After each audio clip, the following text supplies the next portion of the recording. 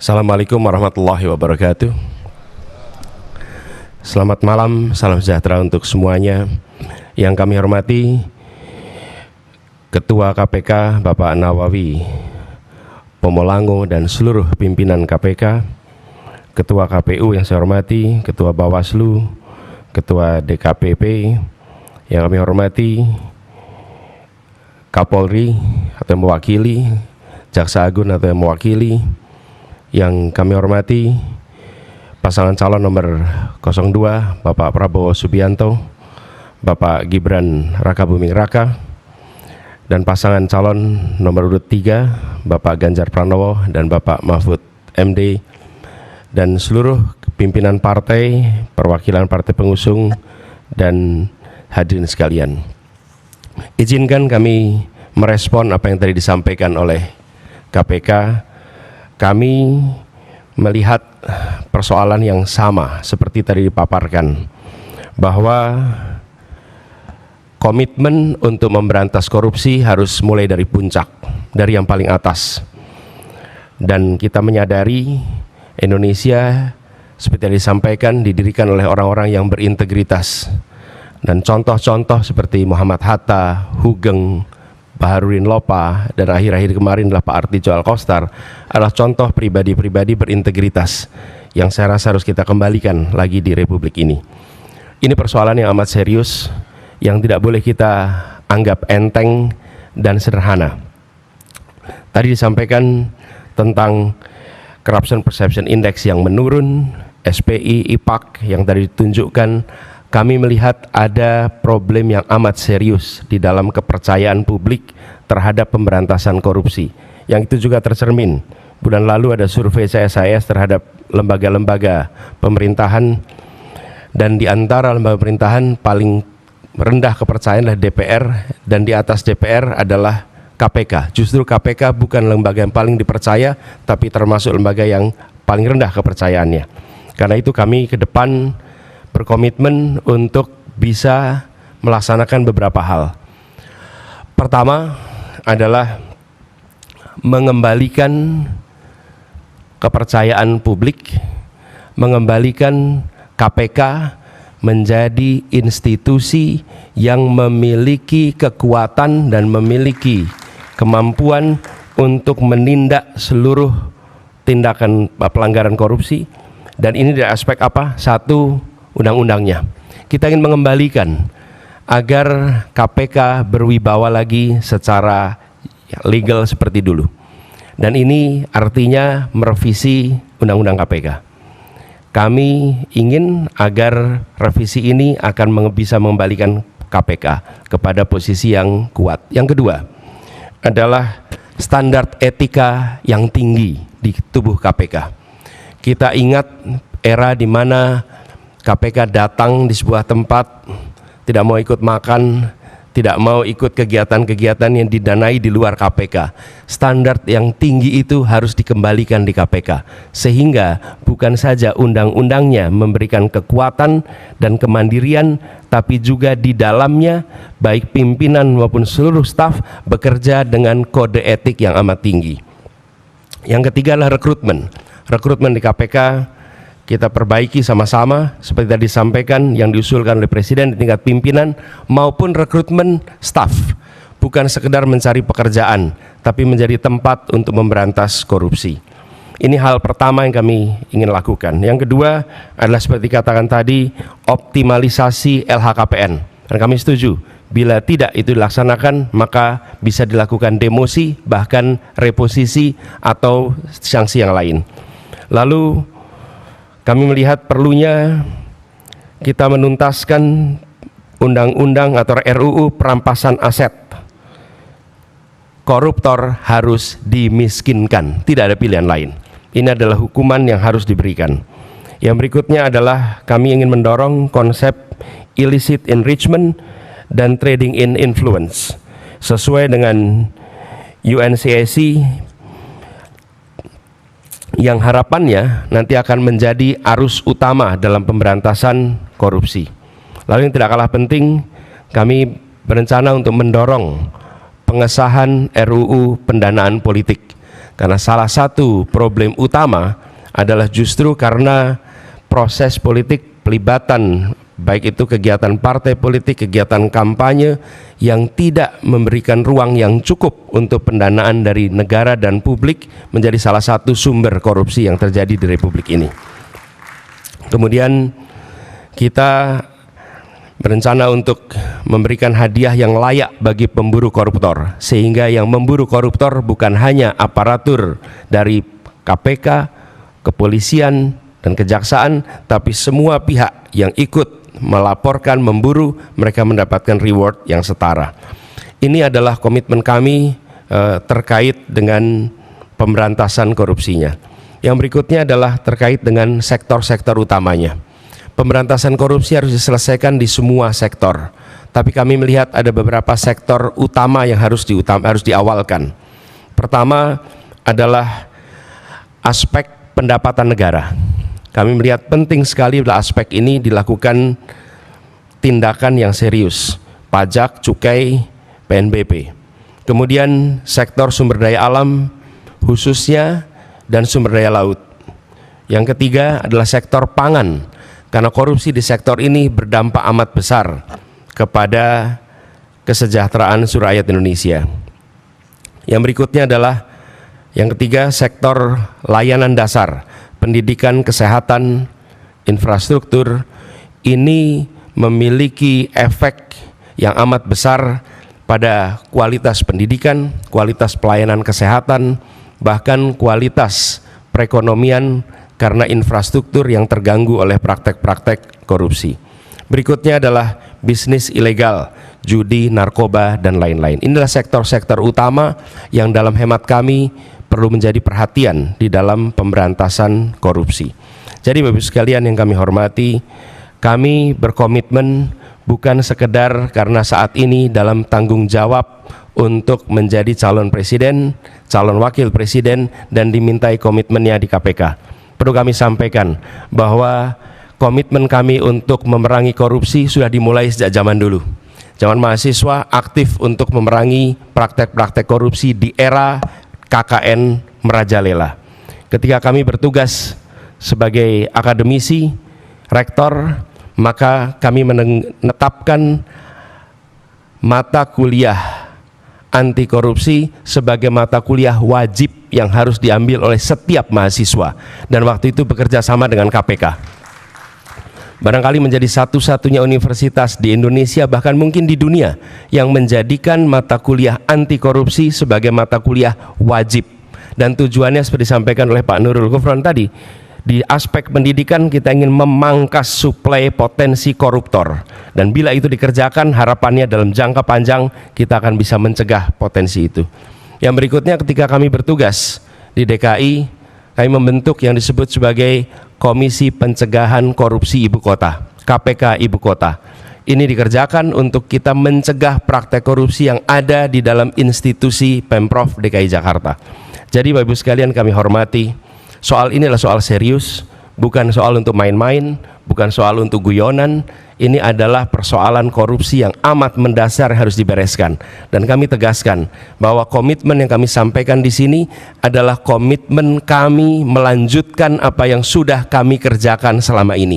Bukan semata-mata karena ditugasi menjadi pasangan calon presiden, tapi ini adalah komitmen lama yang akan kami teruskan. Dan insya Allah ketika kami ditugaskan, maka integritas menjadi faktor nomor satu dalam penentuan pribadi-pribadi di pemerintahan, termasuk ketika penyusunan kabinet, dalam penyusunan pimpinan-pimpinan lembaga, termasuk dalam mengusulkan nama-nama menjadi anggota KPK, pimpinan KPK.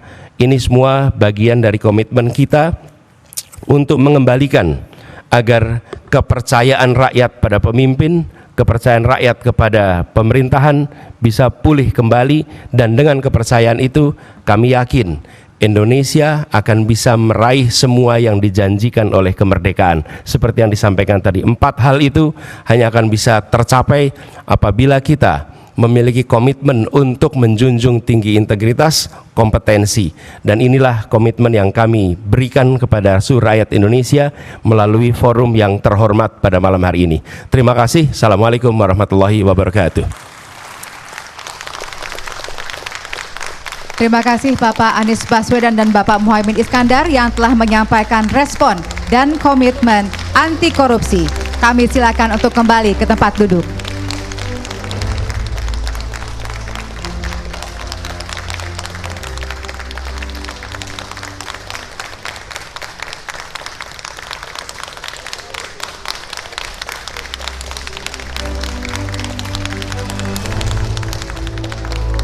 Bismillahirrahmanirrahim. Assalamualaikum warahmatullahi wabarakatuh. Selamat malam, salam sejahtera bagi kita sekalian. Shalom, Om Swastiastu, Namo Buddhaya, salam kebajikan. Yang saya hormati, yang saya banggakan, Ketua KPK Bapak Nawawi Pamo Langgo beserta seluruh Dewan Pengawas dan pimpinan KPK, Ketua KPU Bapak Hashim Asyari atau yang mewakilinya, Ketua Bawaslu Bapak Rahmat Bagja, Ketua DKPP Bapak Hedi Lugito, Bapak Febri Adriansyah Jampitsus mewakili Jaksa Agung, Komjen Polisi Wahyu Widada Kabar Eskrim mewakili Kapolri, pasangan calon Presiden Wakil Presiden 01 Bapak Anies Baswedan dan Bapak Muhaimin Iskandar yang saya hormati, pasangan calon Presiden dan Wakil Presiden 03 Bapak Ganjar Pranowo dan Profesor Mahfud MD yang saya hormati. Kita telah kumpul di tempat yang baik ini untuk membahas masalah korupsi. Dan saya kira kita semua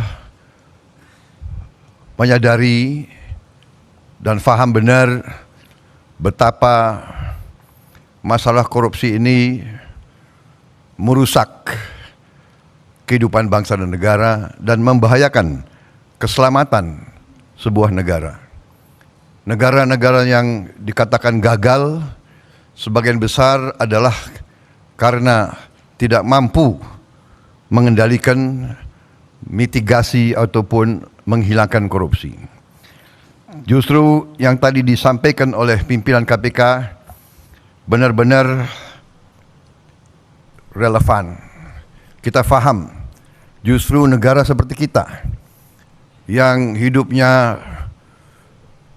banyak sekali tergantung sumber daya alam, disitulah terjadi praktek-praktek korupsi yang sangat mengganggu kelangsungan hidup suatu bangsa.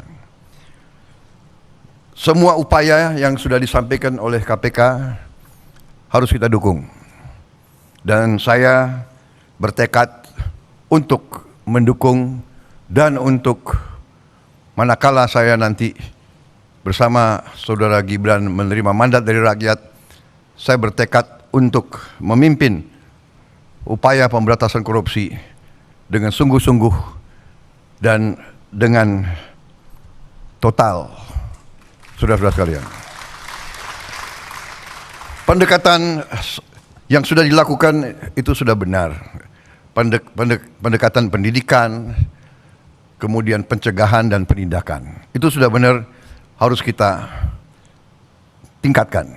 Tetapi saya memandangnya dari segi sistemik, dari segi realisme.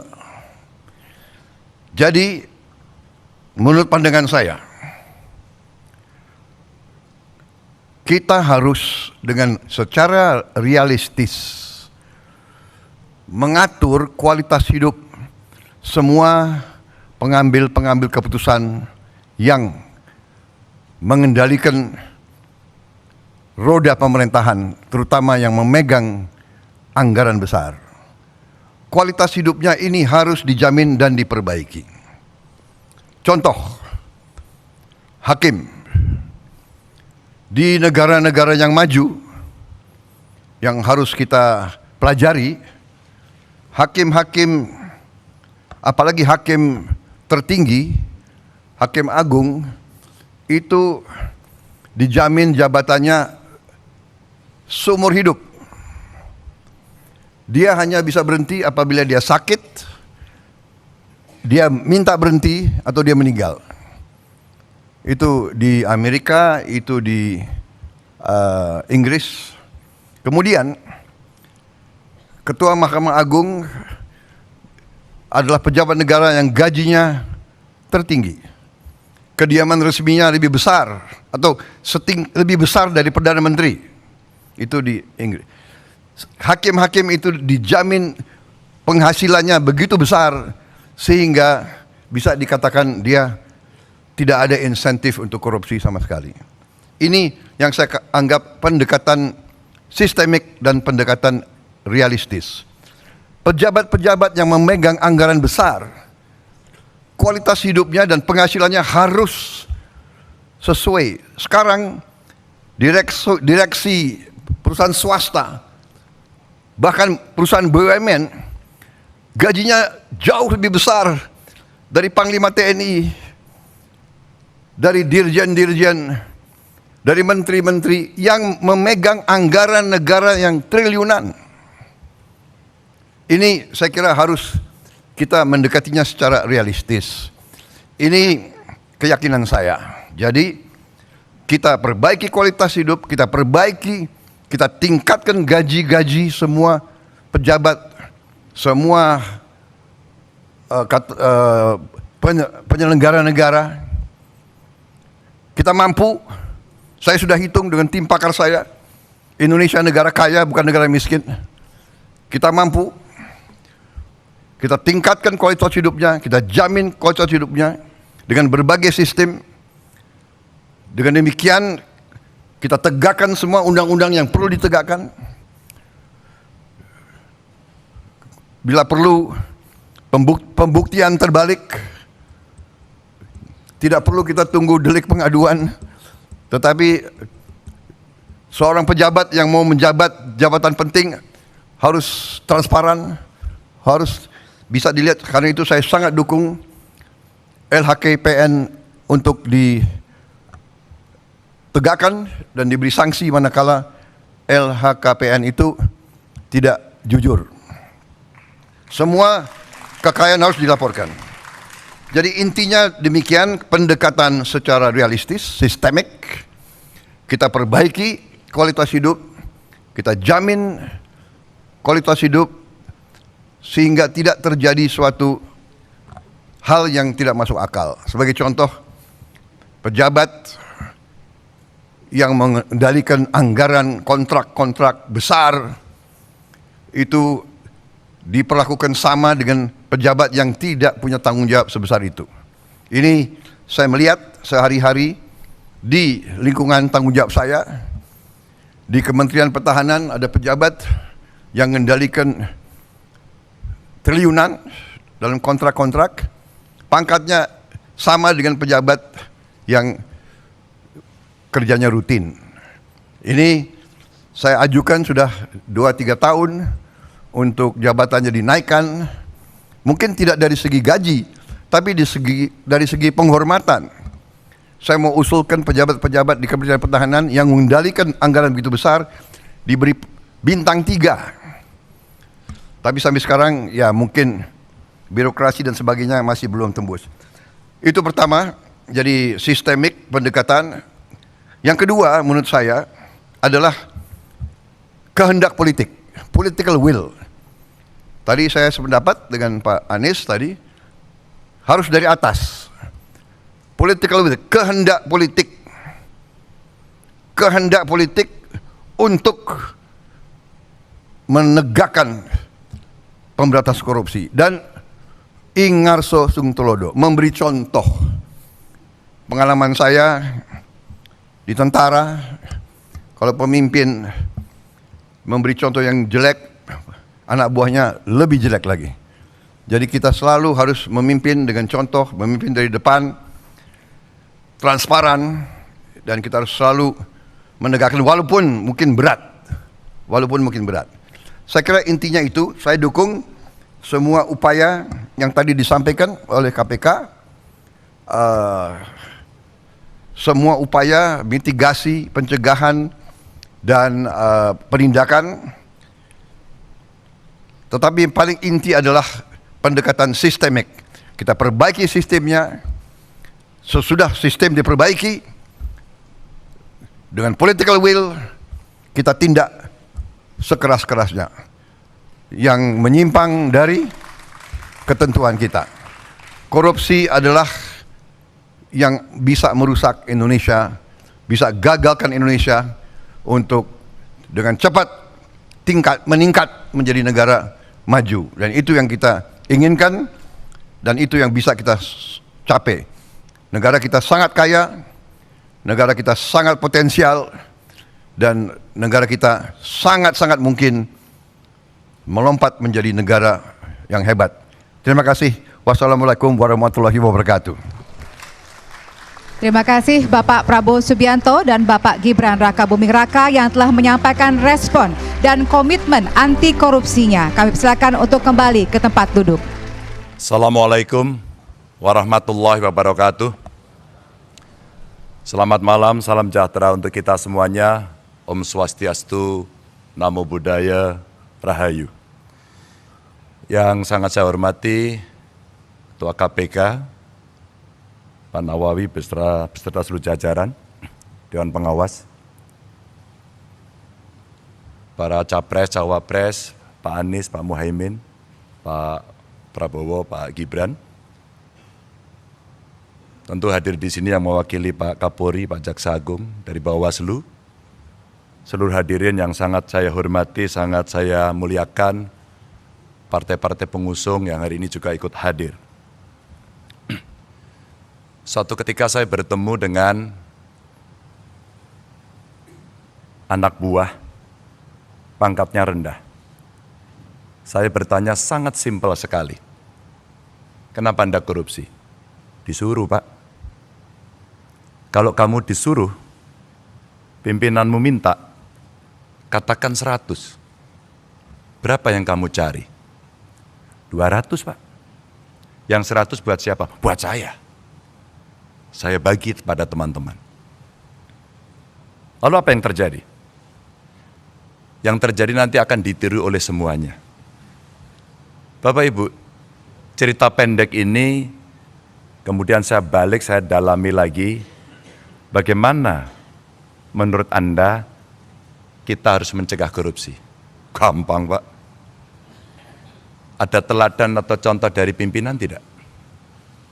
Pak, kalau tidak ada, jangan mimpi tinggi-tinggi, jangan ngomong muluk-muluk. Karena itulah sebenarnya praktek yang dihadapi dalam birokrasi. Bapak Ibu sekalian, kejadian itu kira-kira di tahun 2014. Dan di tahun 2013 KPK pernah datang dalam sebuah kontestasi pilkada di Jawa Tengah. Sebuah pertanyaan disampaikan pada calon-calon kira-kira seperti ini. Suasana lebih pada dialogis. Dan pada saat itulah semua punya komitmen tinggi. Maka sebenarnya kita tunggu adalah bagaimana praktek itu berjalan. Maka Bapak Ibu yang sangat saya hormati, saya senang hari ini saya bisa bersama Pak Mahfud.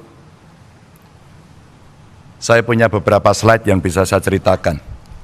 Pada saat saya bertemu dengan pengusaha, awalnya terjadi cerita atau rumors bahwa ya kalau Pak Ganjar dengan Pak Mahfud jangan-jangan ini dilibas semuanya ini. Lalu kami mengkonfirmasi kepada para pengusaha, benarkah kejadian itu? Benarkah perasaan itu yang Anda rasakan? Tidak, Pak. Kalau kami berusaha dan ada kepastian hukum, maka pada saat itulah sebenarnya kenyamanan kami akan terjaga. Kami hanya memberikan contoh saja, bahwa komitmen itu ditunjukkan dengan evidence base. Dengan sebuah bukti seperti apa yang tadi ditampilkan di depan. Yang berikutnya juga, bagaimana kemudian dari komitmen itu mesti kita wujudkan dalam gerak nyata.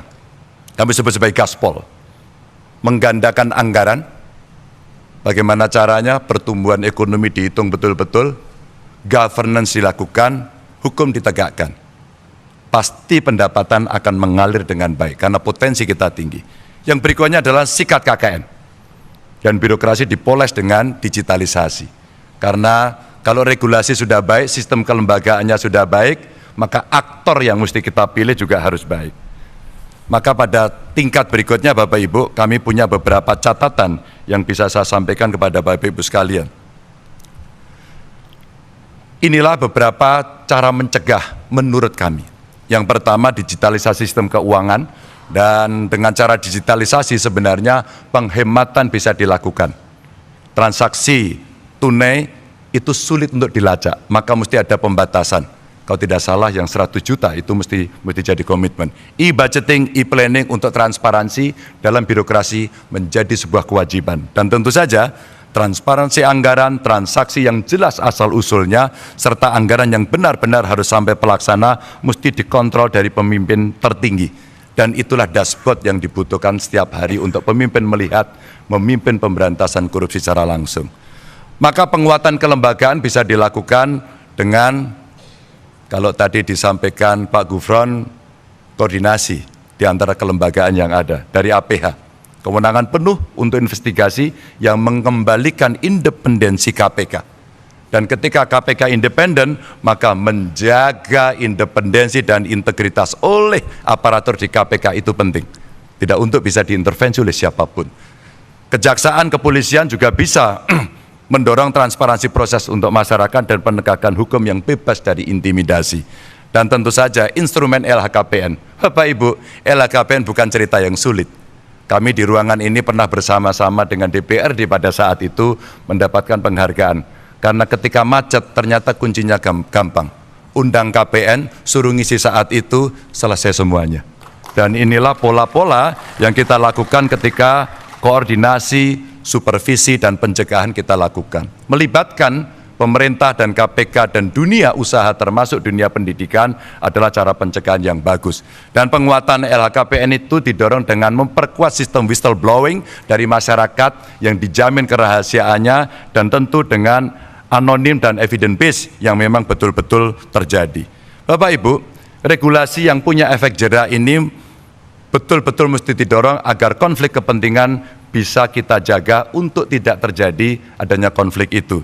Dan tentu saja menegakkan kode etik, lalu mengawasi kekayaan yang tidak sesuai dengan profil tadi di LHKPN, dan meminimalisasi rangkap jabatan. Dan lalu, kalau itu tidak jera, deterrent efeknya adalah memiskinkan koruptor. Saya kira Nusa Kambangan tempat terbaik untuk itu. Dan Bapak Ibu, wajib pengenaan tambahan pasal terkait dengan TPPU dan pengesahan RUU perampasan aset. Inilah respon yang bisa kita berikan dengan cara yang cukup gamblang. Bapak Ibu sekalian, sekali lagi, komitmen ini bisa berjalan kalau ada contoh. Maka sinergi antar lembaga menjadi penting. Kenapa TNI menjadi penting? Kita melihat yang illegal ekonomi, termasuk tadi tambang-tambang ilegal, apalagi yang di perbatasan, rasanya penegak hukum perlu dibantu. Karena situasi-situasi yang sulit, yang kadang-kadang mereka di-backup oleh kekuatan-kekuatan yang luar biasa, maka tindakan luar biasa juga harus bisa dilakukan, tanpa itu tidak akan berjalan. Peningkatan transparansi untuk penanganan kasus korupsi sehingga orang tahu sampai di mana, berjalan atau tidak, dan mempererat koordinasi antara penegak hukum yang tadi disampaikan. Termasuk cross-check berkala anggaran dari seluruh lembaga yang mengelola anggaran, termasuk publikasi hasil audit lembaga. Ini untuk meningkatkan kepercayaan masyarakat. Apapun dalam pemerintahan, dalam kekuasaan, kepercayaan adalah nomor satu. Kalau tidak merosot, KPK sendiri mengakui itu. Inilah rebound yang mesti kita lakukan, karena penanganan korupsi bukan hanya tanggung jawab KPK, tapi tanggung jawab kita semua. Dan APH serta inspektorat inilah yang mesti meningkatkan surveillance kegiatan transaksi, sehingga PPATK juga menjadi kontributor yang penting, serta penekanan dan penalti anti korupsi untuk inspektorat. Bapak Ibu, cerita-cerita inilah yang kemudian bisa kita berikan untuk memberikan kepada masyarakat keyakinan apa yang mesti kita kerjakan agar kita bisa melakukan itu dengan baik.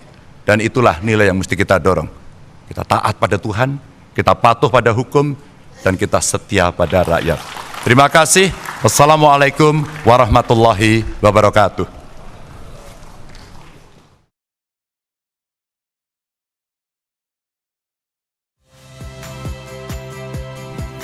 Saya Yasir Neneama. Saksikan program-program Kompas TV melalui siaran digital, pay TV, dan media streaming lainnya. Kompas TV, independen, terpercaya.